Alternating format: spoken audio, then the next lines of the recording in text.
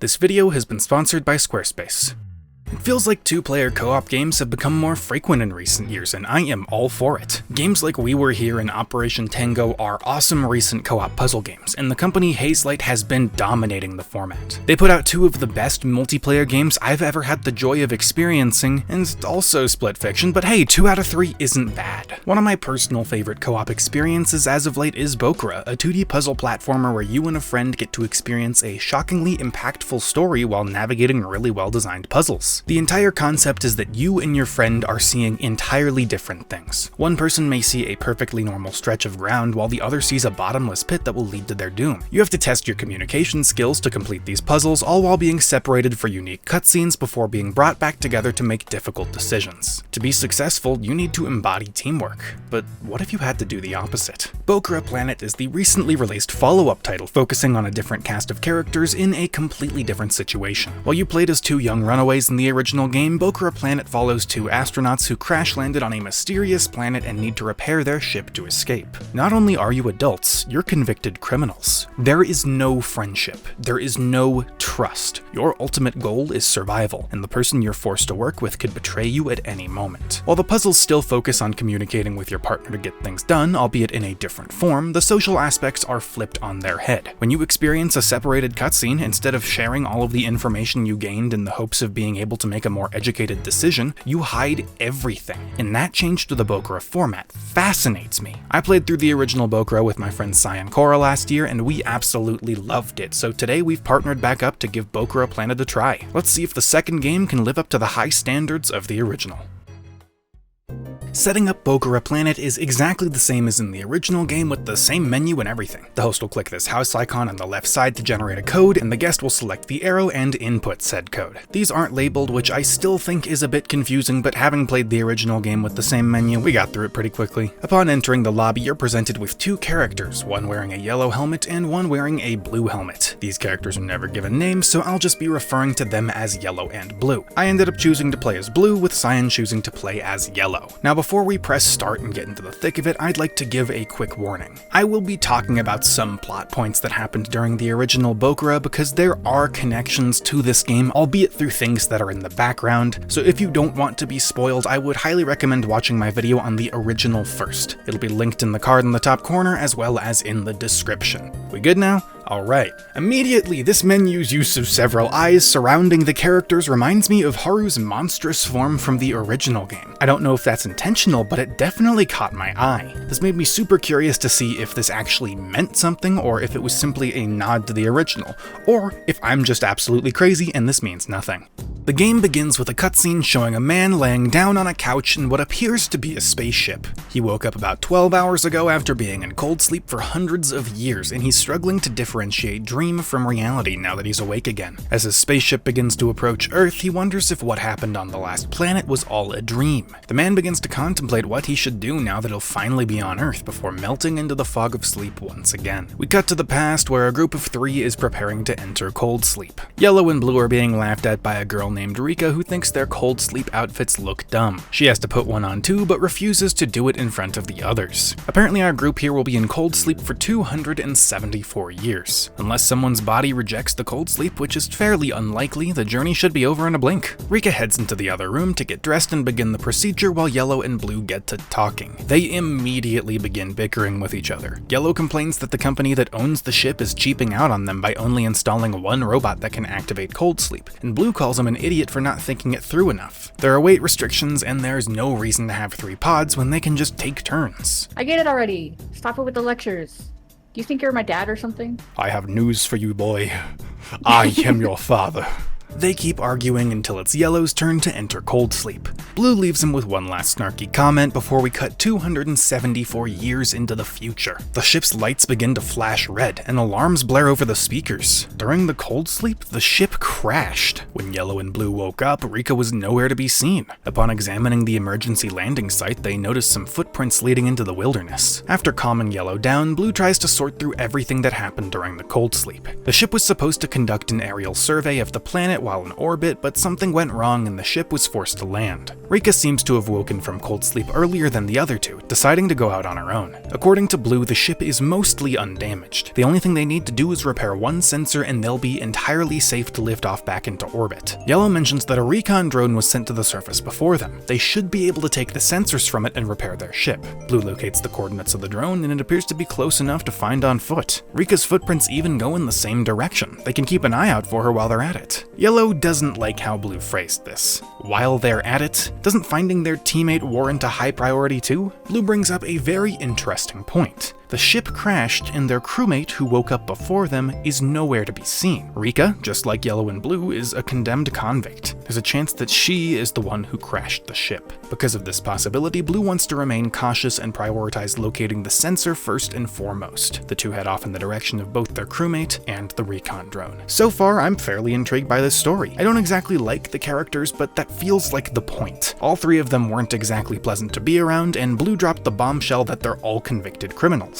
It doesn't seem like we're supposed to like them, which makes me all the more curious about the fact that we're supposed to be working against each other and keeping secrets. By making us not like each other with abrasive characters, we're going to be less motivated to work together when making decisions, which is the point of the game. It's a really cool setup. Now we can finally get into the majority of the gameplay. Puzzles. The original Bokura really shined with its puzzles, so I'm really excited to see how Planet handles things. The basic mechanics are all the same, with you being able to push blocks, springs, and cushions around to make your way through each area safely. As adults, your reach is way better for platforming, and since our characters don't like each other, the devs even added in an extra mechanic.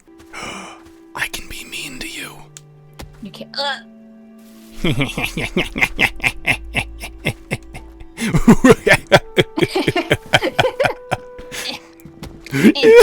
believe me? The pushing mechanic is hilarious, and it led to a ton of silly moments throughout the entire playthrough. What are you thinking, left or right?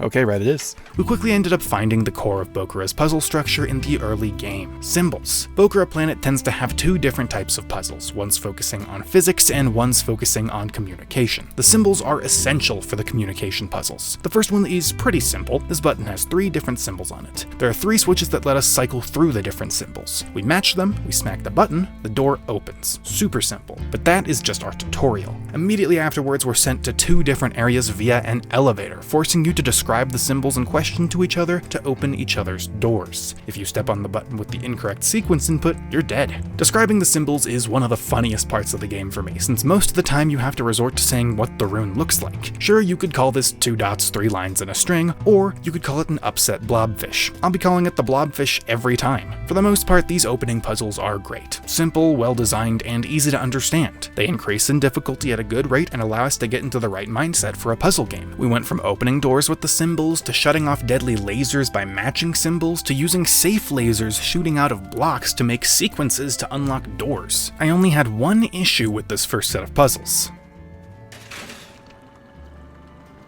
There's lag every time we fall, and it terrifies me each time. Oh no.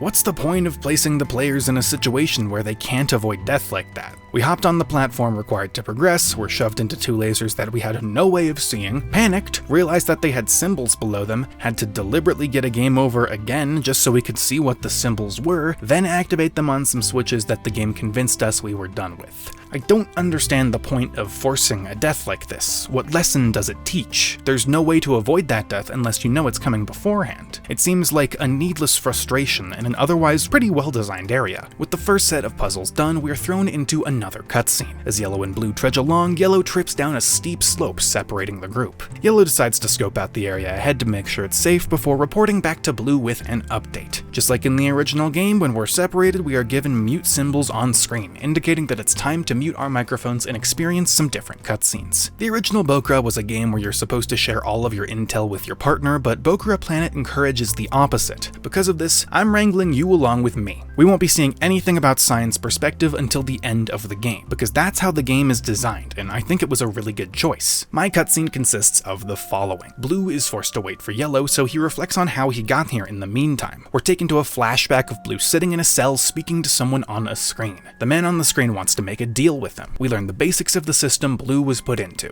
Humankind used to flourish, but their technological advances led to their destruction. The few that survived had to start from scratch at the Stone Age. As humans became advanced once again, they became determined to regain some of those technological advances by finding what was left by ancient humans and analyzing them. While the tech left on Earth was ultimately destroyed, there was still hope. Many humans escaped the planet during Earth's collapse, bringing their technology throughout space to 287 other planets. In present day, criminals are put into a program called the Condemned Convict System, where they are sent on dangerous missions that can help to advance society in return for a reduced sentence. Death sentences are being turned into mere prison time. Criminals are sent into space to retrieve this technology, with their hundreds of years in space treated as served time, cold sleep included. The man on the screen wants Blue to do something extra during his sentence on a planet exploration expedition. There will be a woman in his group, Rika. She's a genius, but that's one of the reasons she's so dangerous. She's killed many people purely for her own gain, and the man on the screen cannot let her back into society on a reduced sentence. Therefore, Blue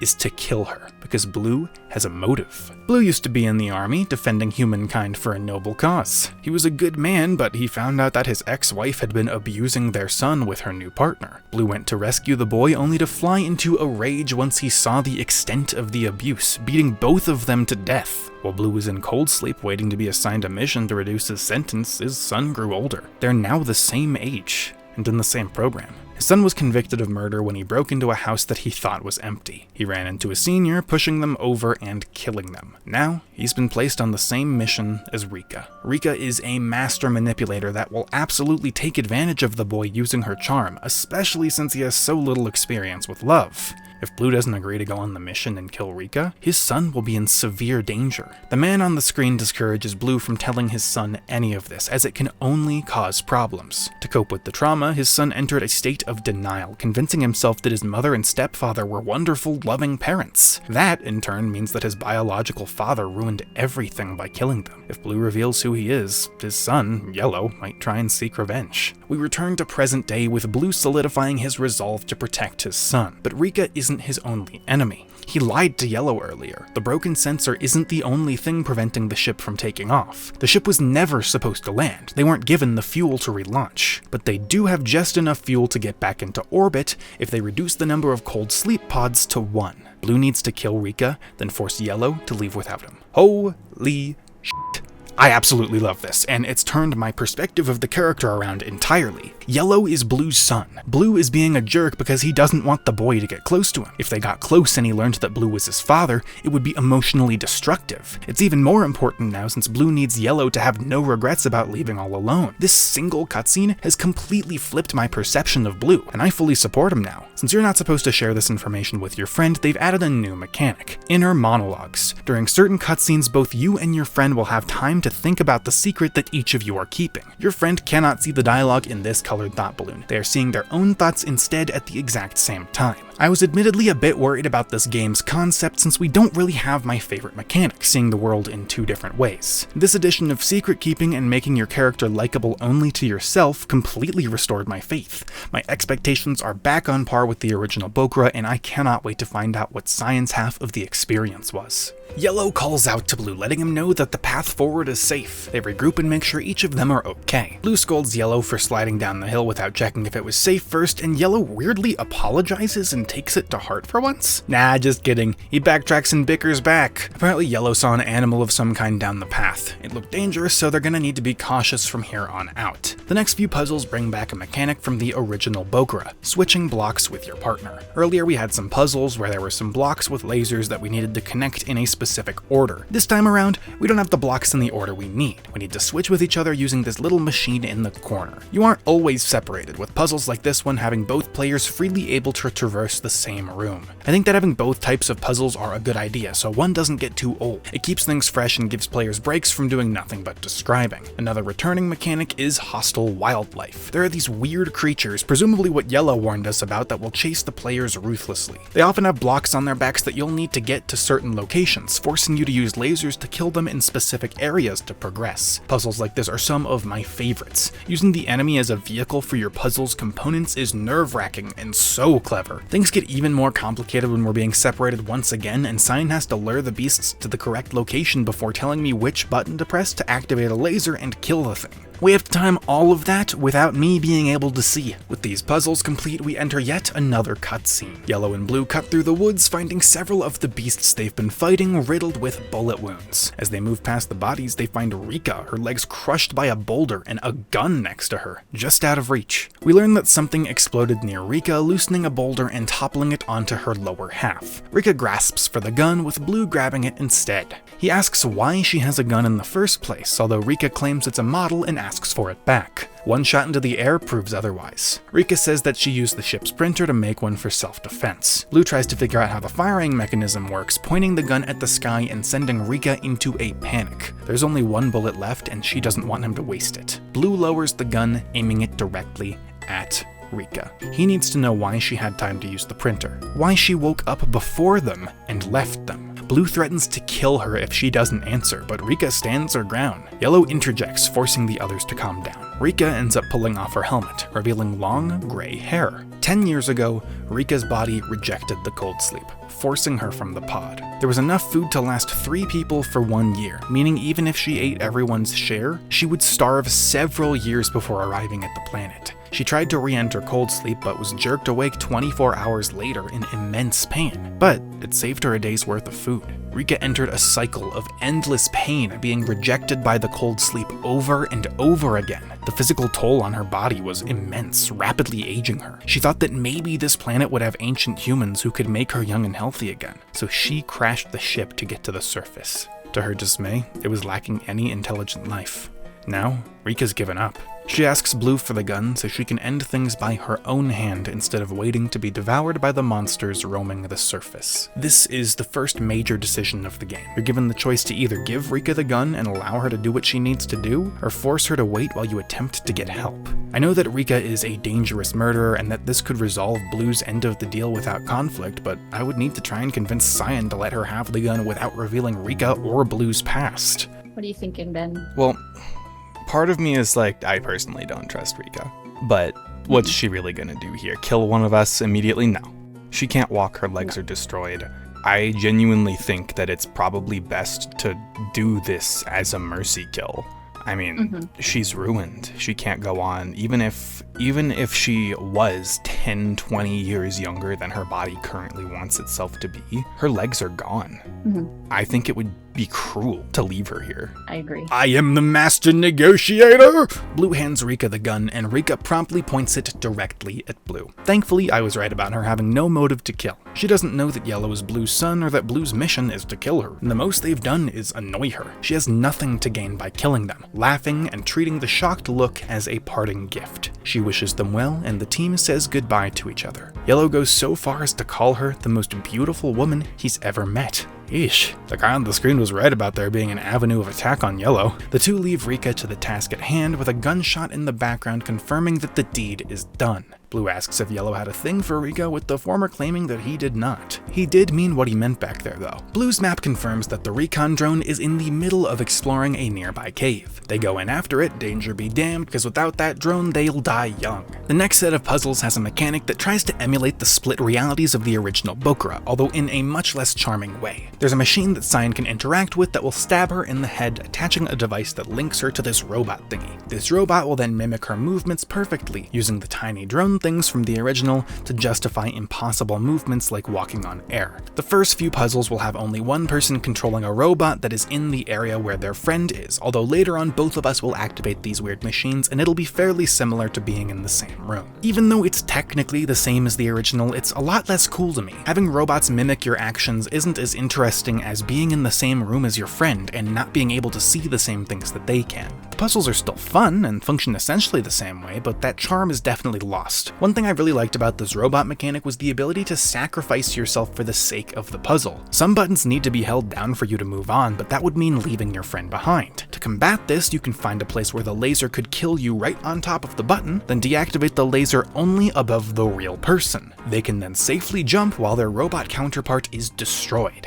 That way, its corpse is able to hold down the button. This differentiates itself from the original in a cool new way that takes advantage of the in-universe reasoning for the puzzle. After completing that batch of puzzles, thumbnails, Blue begins to experience some headaches, most likely due to having that machine attached to his head. Yellow takes note of the fact that it's growing dark and suggests that they settle down for the evening. The two find a hole in the wall, settling down and getting Blue some much-needed rest. As his head begins to clear, he passes around some field rations for dinner. Scenes like this remind me of how great the artwork in Bokura is. The style is incredibly simple, and the use of pixel art only leaves so much real estate to work with for animations, yet the developers were able to create a really effective eating animation with almost no space to work with. I'm used to doing art without having as much space as I would like because of thumbnails. You have to use the space you're given very carefully because of how small they're going to be when you're browsing YouTube itself, but that pales in comparison to the restriction of animating a mouth on a sprite face of this size. Still, it takes a lot of time and planning, so I'm fairly proud of them. That's why I made a portfolio website to show them off using this video's sponsor, Squarespace. All of my past website making experience comes from manually coding in languages like HTML and CSS. This is a basic website I had to make for one of my classes last year, and this is the code that makes it run. This one doesn't even work correctly anymore. All the text was supposed to be centered inside of some boxes, and I can't even get them to appear anymore. I spent half an hour trying to figure out what I might have done wrong so I could show it for the video, but I just had to give up. Needless to say, I struggle with coding. Squarespace helped me go from making basic sites like that to a polished and customized art portfolio like this in half the time without having to use any coding. Squarespace provides a huge library of templates to help get you started with your first website, with plenty of categories to search through, allowing you to make a website for anything you can think of, regardless of your level of experience. Whether you're making a website for a business, a hobby, or anything else, Squarespace's ease of use and customization makes it a cinch. I was able to display all of my favorite thumbnails front and center and make them clickable to take you to a page with background information and descriptions showing how I made each one. I was even able to further tie the design into my channel branding by adding in my scrolling background. If, unlike me, you're good at coding, you can even add CSS to your page to customize it even further. The possibilities are endless. Squarespace can help you make a website for anything from hosting your videos to selling your products to building and interacting with your community. If you need to make a website, I'd recommend Squarespace. It truly cannot be beat if you want to make a sleek website to grow your business and showcase your work. Go to squarespace.com/benagain or click the link in the description to get a free trial. And when you're ready to launch your new website, use code benagain to save 10% off your first purchase of a website or domain. That's squarespace.com/benagain using code benagain. Blue seems to think that the rations are mediocre, but Yellow is astounded by the taste. This cheap chocolate bar is the best thing he's ever eaten. Blue questions this, and Yellow claims that it's probably just tasting so good because he hasn't eaten anything since he woke up this morning. Yellow pulls out a handful of berries to share with Blue, having apparently found them on the path earlier and eaten them with no side effects. Blue questions the stupidity of eating random space berries, but they seem safe, albeit not very tasty. Blue asks Yellow about his past, learning that his son has a very negative opinion. He claims to have lived a worthless life full of nothing but trying to survive. That is, until his kid was born. Once Yellow had a son, his life finally had purpose. Blue and Yellow really connect over their love of their kids, with Blue still processing that he apparently has a grandson. The conversation is cut short as Blue's headache rushes back. The two agree to get some rest for now, hoping that the headache will be gone by morning. As Blue tries to sleep, memories flood back into his mind. Memories that shouldn't be there. He's back in the cell with the man on the screen, but things are different than what we saw earlier. The man on the screen begins to speak. He is an ex-convict that killed his ex-wife and her husband for abusing his son. He was sentenced to death but was placed into the condemned convict bank and was released for his performance. After leaving, he searched for his son only to learn that the boy had turned to crime, sneaking into what he thought was an abandoned home and accidentally killing an elder before being put into the same condemned convict bank as his father. While his son was placed on the planet exploration expedition, the man rose through the ranks of the underworld, gaining enough power to be able to communicate with condemned convicts like Blue using backdoor channels. He can use his power to protect his son on Earth, but it's a lot harder from space. That's where Blue comes in. He will be implanted with the memories of the man on screen, placed on the expedition and forced to kill Rika while protecting the man he believes to be his son. Blue had such a hollow life that it'll be easy to overwrite his memories with those of another. There won't be any strong memories to erase. Blue grew up alone, becoming an assassin to make ends meet. He has no family, no connections, no anything. He's the perfect surrogate. Blue agrees to take on these memories in exchange for the man on screen taking care of his old orphanage, I think. He kind of just talks about an orphanage, but not much else. We can only really make assumptions here. Now, that was incredibly complicated, so let me try to describe my understanding of the situation in the most simple and condensed way that I can. The memories that we saw during our first cutscene when Yellow slid down the path were fake, presumably implanted to create a seamless transition between the man on the screen's memories and Blue's present situation. Blue had all of his memories erased and is now trying to take care of someone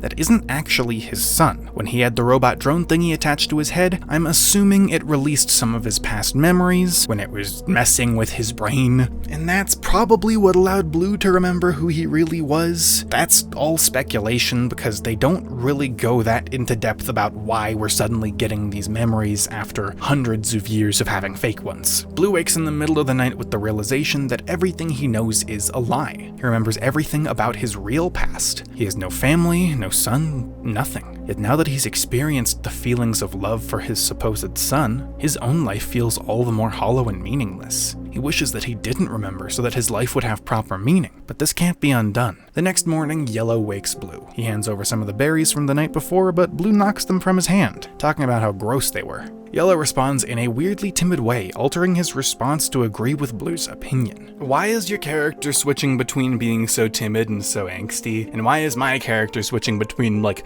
polite intelligence and, like, egotistical intelligence? It's like both of us have two freaking personalities. And I'm not sure if that's, like, a plot thing, or if it's, like, bad writing, but why are we switching like this? I don't know. In retrospect, I think that Blue was acting the way he did as a way of lashing out after learning the truth about himself, but that still doesn't explain Yellow's change in behavior. Yellow and Blue move further, with Yellow feeling unsafe the longer they walk. The recon drone is up ahead, so no matter how unsafe it feels, they need to keep going. There are weird trees in the background that have eyes similar to the ones we saw on Haru in the previous game, although I have no idea what that means or if I'm just seeing connections where there are none.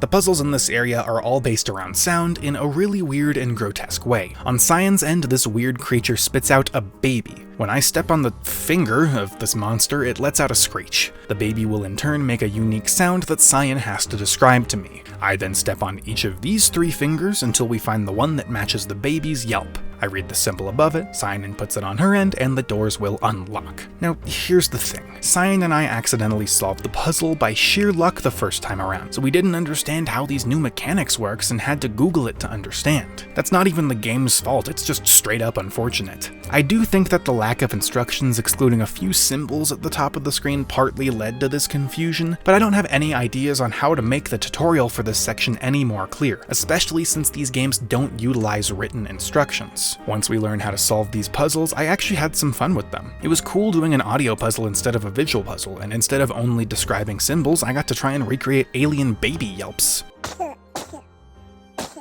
Pia, pia, pia. We had to transport this baby around for the next few puzzles while also keeping it alive, and I really enjoyed this. This area had a huge section where we had to have one person align dice in the correct order at the bottom of the screen while the other person got to the type and pushed the baby to safety away from this big laser thing. With the audio puzzles complete, Yellow and Blue finally make their way to where the drone is, but they're stopped by one of the robots, the ones controlled with the head stabby device things. But neither of them are controlling it. The robot begins to speak, telling them it will bring them right to the recon drone after such a long walk. This situation is really suspicious. Blue points out that this robot has no way of knowing that the drone is here or that they were even looking for it in the first place. The robot reveals that it has been watching Yellow and Blue ever since they landed, claiming to be an ally and only wanting to help out. The robot says that it is an ancient human, which seems to be enough to get our duo to follow it into the control center. This is where, and I quote, "we oversee the Mother." What is the Mother, you may ask? Well, I hope you're ready for me to summarize an incredibly messed up story in the most monetizable way that I can manage. The multi-eyed being, once again almost reminiscent of Haru, sitting behind us is the Mother, with the beasts attacking us on the way here being her children. They function like a colony of ants, with the children performing all the tasks assigned to them in the hopes of being deemed useful enough to help continue their species. The Mother and these children are the descendants of the ancient humans. Let me explain. When humans fled the original Earth and landed on this planet, they immediately split into factions and warred over who would lead. By the end, the planet was so covered in landmines, traps, and radiation from nuclear weaponry that the humans were forced to live underground. But the radiation damaged the people. The women were no longer able to have children. One day, it was discovered that a single random girl from the group was still able to have kids. No matter how much testing was done on her, they couldn't figure out how she was different from everyone else. Humanity figured that maybe her children would also be able to have children, saving humanity, so they put her to work.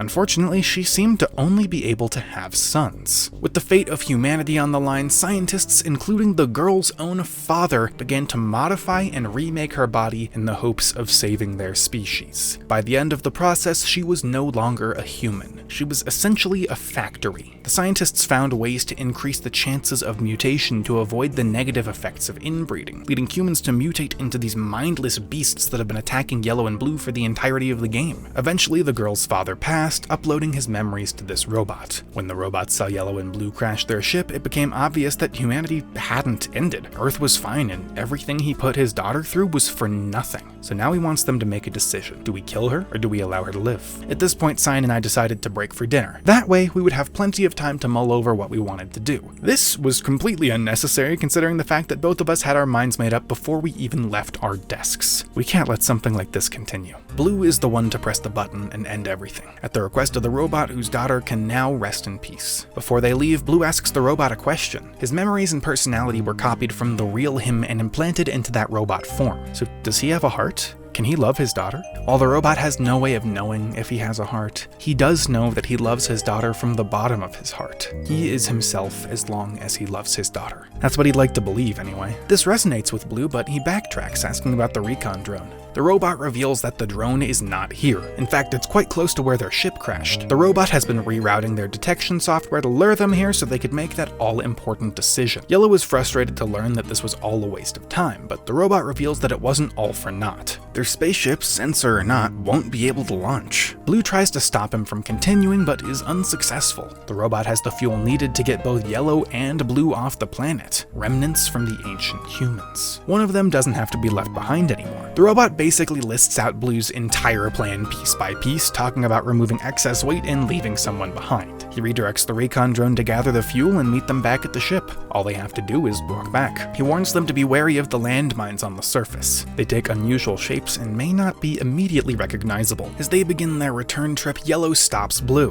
Blue knew that there wasn't enough fuel to escape, so why didn't he tell Yellow? Was he going to abandon him? Blue reveals that his mission was to ensure that Yellow returns to Earth safely. He was going to sacrifice himself. Yellow seems caught off guard, but he focuses on the fact that they can both return safely now. No matter if he believes Blue or not, nobody's getting left behind. The puzzles on the way back are disturbing. Now that the mother is dead, the remaining creatures are disfigured. Instead of being able to summon babies with these delightful little flesh pods, we are now being given flesh cubes. When they get destroyed by the electricity laser thingies, they turn to bones. You can still stand on them too. Ugh. Using these new creatures, we solve several more puzzles. Not only are they usable in physics puzzles, they're also usable in the audio puzzles. The audio ones are upgraded in a cool way this time around, with both of us having a creature that will react to the audio in a different way. Each one will make a different sound associated with one of the dice underneath these fingers. We have to use this chart to figure out which two dice combine to make a symbol. Then we select the symbol and use it to unlock our doors.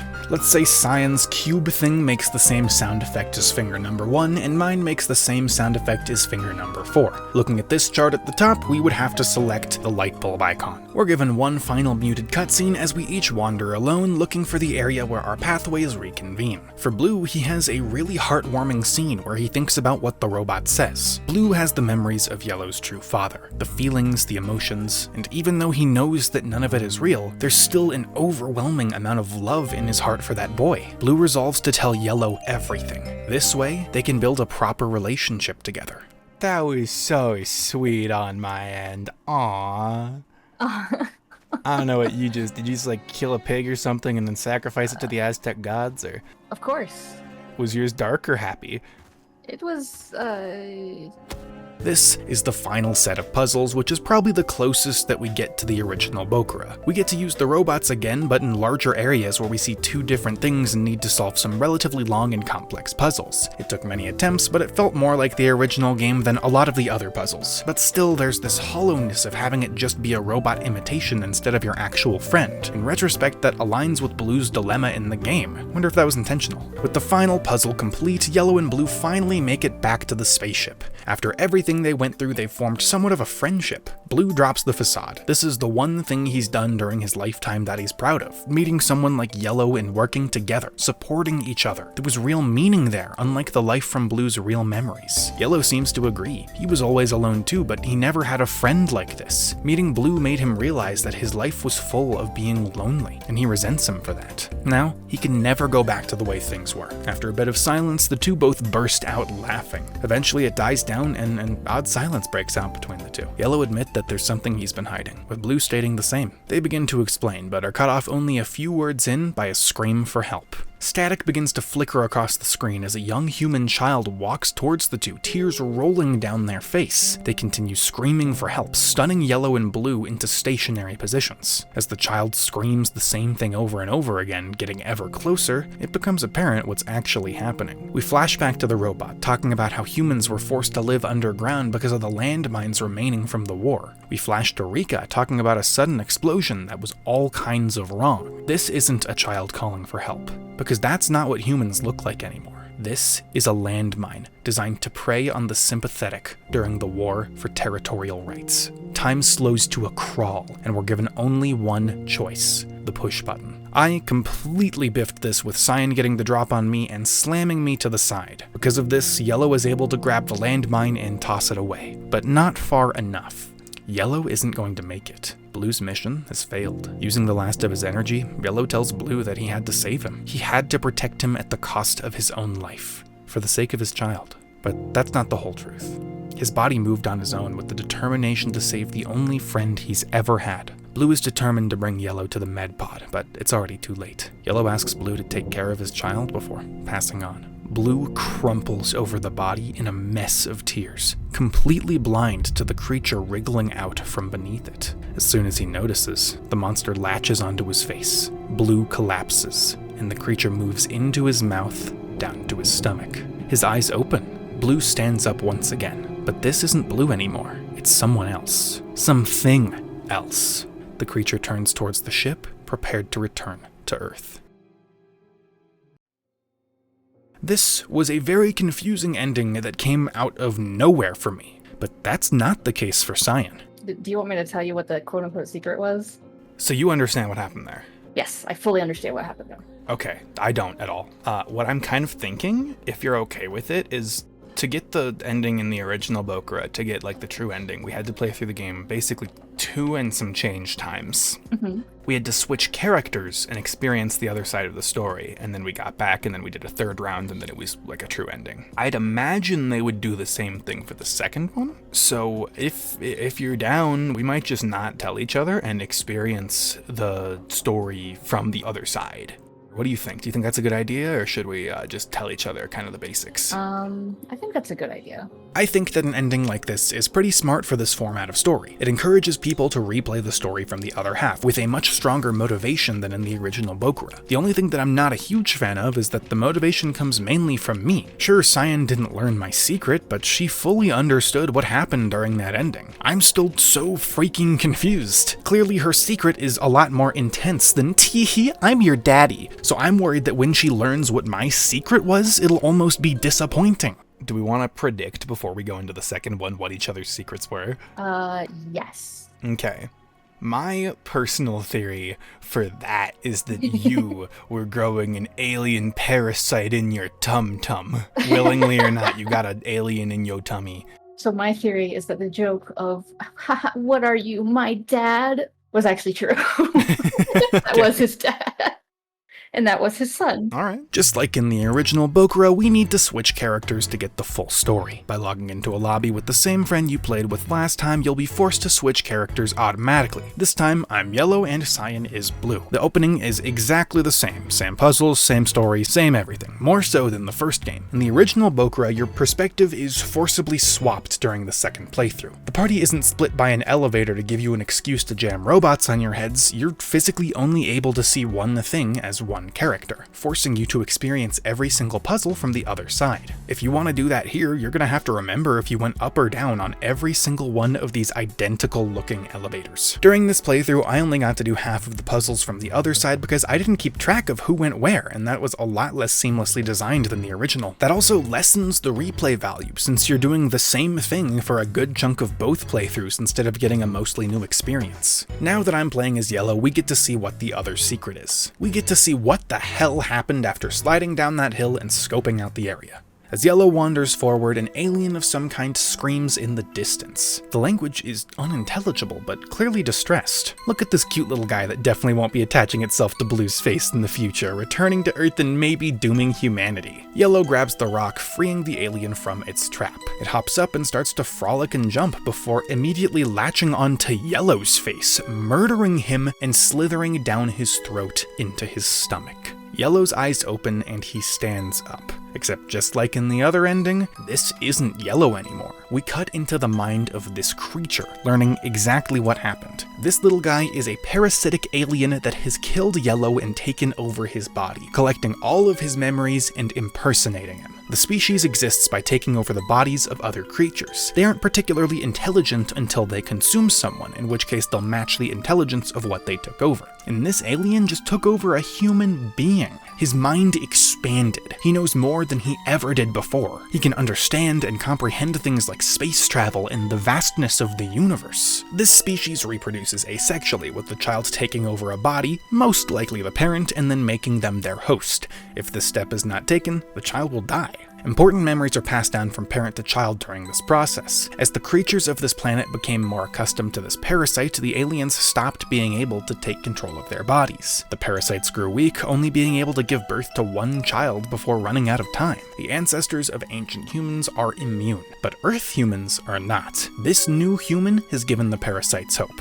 Well, parasite. Because of the immunity and the decreasing numbers, this parasite is really the only one left. This parasite is now Yellow. And that comes with consequences. Humans are emotional creatures, and those emotions have been transferred over. Our new Yellow is racked with guilt at taking the life of another, especially that of one who had a child and desperately wanted to return home to them. Despite saying that he's the only parasite left about 14 seconds ago, new Yellow thinks about how his own alien parasite child is waiting for him. He now understands feelings like love and can comprehend that he has these emotions for his own kid. He wants his child to live. There are 2 more humans on the planet, and his child will need to attach itself to one of them in order to live. New Yellow resolves himself to trick Blue into thinking that nothing is wrong before luring the man to his nest so his child can have a host body. You died?! This explains so much. There was so much foreshadowing for this that I didn't pay attention to. When Yellow apologized for sliding down the hill before switching to being snarky, it was probably the parasite giving a genuine reaction before remembering, oh crap, that's not how this person would have reacted, and pivoting. Most of the foreshadowing will get naturally brought up as the story progresses, so I'll mention some of it as we go along. At this point, we stumbled upon Rika again and went through the same exact story about her cold sleep rejection. But we're here to see both sides of the story, so we aren't giving her the gun. The duo don't want Rika to give up just yet. If they repair the ship, there's a chance they'll be able to save her, and that's a chance they're going to take. She takes that news a lot better than expected, with Blue and Yellow being able to leave without any troubles. The only real difference from here on out is Yellow requesting that Blue discard the gun, which the man does willingly. We complete the same puzzles again before getting to the cave and having the food conversation. We get some more insight into the scene from Yellow's point of view. As an alien, he wasn't being reckless by eating these mysterious berries, they're just his main source of food during his lifetime as an alien living on this planet. As Blue goes to sleep off his headache, Yellow begins his plan to get his child a host. He passingly hopes that Blue feels better soon, seemingly a side effect of the emotions taken on by his body. He's started to care about Blue, but that doesn't matter. His child is way more important than that friendship. We transition outside where Yellow has returned to his nest for his child. He brought one of the chocolate rations with him, which the kid seems to really like. He returns to the cave and encourages his kid to latch onto Blue, but they're cut off by Blue's sleep-talking thinking about his son. Yellow allows his child to hide under his clothes for now, until they find another, safer chance. At least, that's what he tells himself. Could've just let him take it over, buddy. I think you have human emotions. Haha, point and laugh at Yellow. The next day proceeds exactly the same as the last time until Yellow and Blue are given the choice to kill the mother. Because we're going the opposite route, we ended up sparing her. There aren't really that many differences here. The robot apologizes for pushing the decision onto us and still gives us the fuel to leave. But there are some gameplay consequences for our decision. The mother isn't dying anymore. Those flesh cubes that were being produced for the puzzles aren't here. Now they're these little dudes with hair and a kind of horn thingy. It kind of looks like the meme that was going around for a while with the big eyes and the yippee. These new creatures are absolutely terrified of the modern humans, sprinting away from them at a moment's notice. They're noise sensitive just like the baby ones, allowing us to complete audio puzzles with them. When they hear singing, they will sing back, and they'll stand still for a certain period of time, which will allow us to direct their movements where we want to. They're so busy singing that they're too focused to run away. Those puzzles were really cool. Very short-lived, but I really enjoyed them. As we finish them up, we enter one final muted cutscene. Yellow lets his child out of the suit, apologizing for not being able to give the kid much attention. The child seems unhappy that they are out of the chocolate. Should they be going back to Earth where they can eat that food every day? How can he make that happen? What about Blue? Yellow resolves to tell Blue everything, believing that his friend will accept these new circumstances. The final puzzles are exactly the same, and our characters finally reach the ship where they once again try to share the secrets they've been keeping. The child-shaped landmine appears, and this time Blue pushes Yellow out of the way. Despite being mutilated, Blue is happy. He's happy that he was able to prove that his love for his son was real. He jumped in front of that explosion before he could even fully process it, and now his son will be able to live. He tells Yellow that he loves him, revealing their relationship before slipping away. As Yellow sits there crying, his child worms out of the coat. If he doesn't have a host soon, he'll die. With Blue gone, there are no other options. He attaches to Yellow's face, taking over the body and becoming the new Yellow. I'll call him Yellow Jr. He spits out the body of his parent before entering the spaceship to return to Earth. An after-credits sequence plays out, showing the character from the start of the game, who we now know is Yellow Jr., waking up from his nap and vomiting out another one of those aliens. This is how the alien parasites have children, but the story doesn't end there. There's one final thing to do.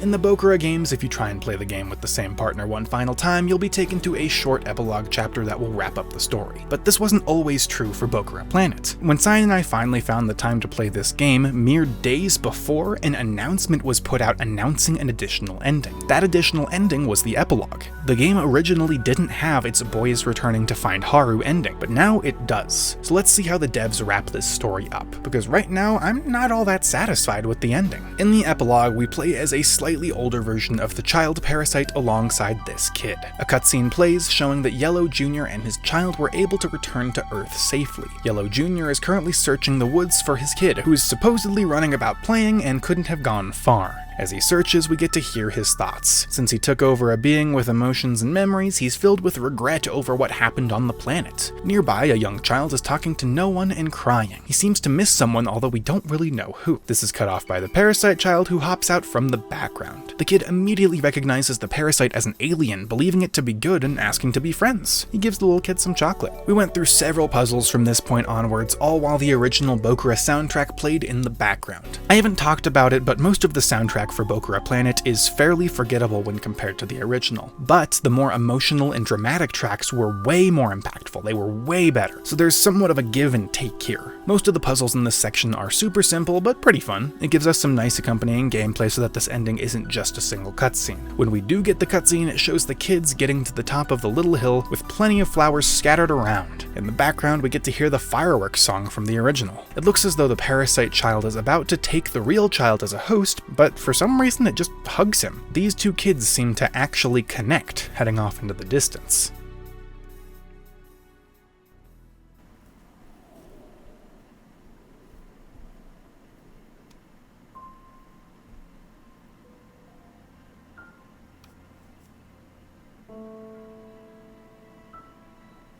Is that it? I think so. Really? Thankfully, that's not it. After this super pretty track finishes playing over the credits, we're given another after-credits scene. Yellow Jr. finds the kid and asks if he's seen any small, unusual creatures. The kid lies at first, but after learning how much Jr. cares about the creature, he decides to tell the truth. But oh no, a rock. It is falling. What do we do? Yellow Jr. recalls all the memories he inherited of Rika being crushed and of the friendship that was shared between the original two players. He pushes the kid out of the way and ducks for cover instead of taking a step to the left and saving himself. Thankfully, the rock doesn't move. He has no idea why he did what he did, but his own actions reminded him of the original Blue and Yellow. The parasite child pops back out, and Junior thanks the kid for looking over him. The child asks if he's an alien too, and Junior decides that he should tell the truth, because Yellow and Blue couldn't. We cut to the sky, and the game ends.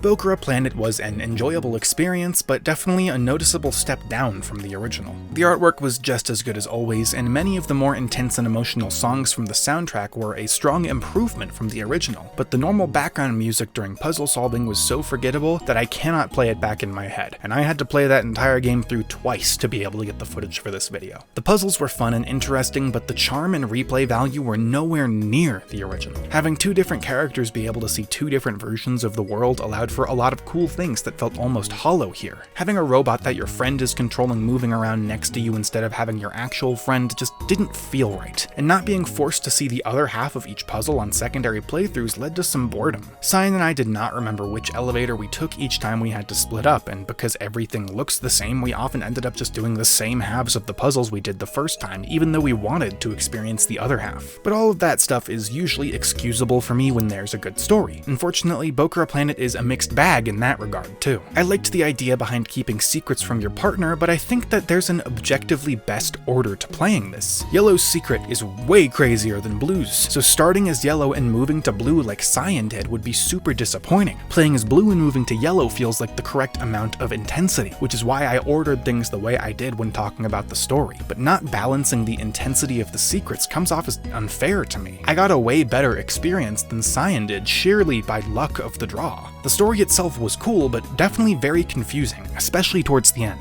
Blue's cave revelation could have used some work. I had to pause after learning it to try and piece together the truth of the matter, and when it was Cyan's turn to learn about it, I had to explain my personal thought process to fill in the gaps that the game left. Everything about the endings with the alien kids was very dark, but pretty cool. The one part that initially confused me was the fact that this little guy from the after credits scene was the parasite's kid's kid. The new ending that was added after launch adds a little bit of wholesomeness to a much darker story, but it also took me 2 watch-throughs of it to be able to properly appreciate it. It just doesn't hold a candle to the original epilogue. If Bokura Planet was a standalone game not tied to the original Bokura, I think I would have been more impressed with it, but because I know how much better the original was handled, I was fairly disappointed. It was still a fun experience, but if Bokura was a 9 out of 10, Bokura Planet was closer to a 7 out of 10, and that's being generous about the story. If you're looking for a fun co-op game, I definitely say it's worth giving it a shot, but if you're trying to choose which of the Bokura games to play, I would undoubtedly recommend the original first